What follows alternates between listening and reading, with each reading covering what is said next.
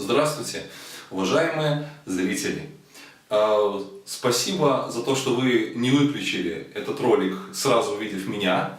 И я надеюсь, что вы досмотрите его до конца и не пожалеете, а может быть даже захотите пересмотреть.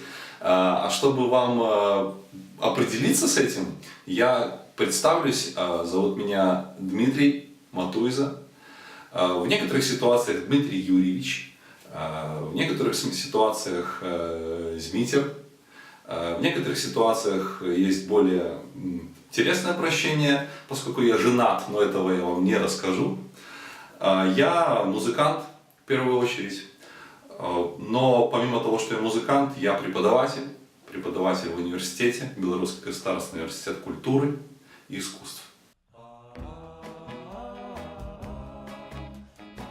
Ну, очевидно, что и то, и другое, и причем вот чтобы это так вот было бы вместе, я бы их не разделял. Пускай это будут усы, борода.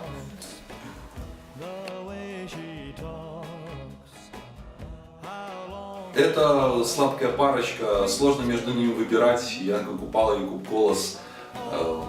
Каждый из них сделал для белорусской литературы и для белорусской мовы, поэтому все-таки двое, но, наверное, больше все-таки Колос. Потому что, ну, Купала он романтик, как бы поэзия здорово, а Колос он ученый.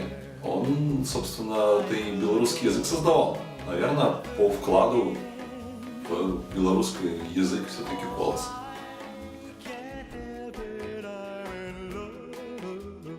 Но если между этими двумя, то, наверное, все-таки университет. Потому что кавер-бэнд это, ну, скорее необходимость. Хотя, ну, в нем тоже есть возможность развиваться, расти как-то, как музыкант, но ну, на этом жизнь не останавливается. Мы творим, и, ну, моя музыкальная деятельность значительно шире и выше, чем просто кавер-бэнд. Крылья. Все-таки, конечно, крылья.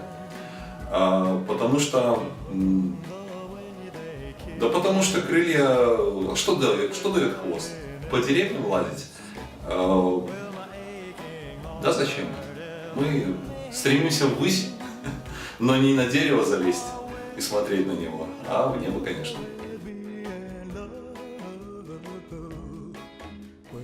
Зеленый чай. Зеленый чай однозначно, потому что если кофе, то все-таки с молоком. А зеленый чай — это зеленый чай, не требует ничего к нему. Вообще, я не знаю, кто-нибудь из вас смотрит вообще эти видео, я честно говоря, не понимаю. Я бы не смотрел, честно говоря. Ну, желаю удачи, может быть, вам что-то приглянется.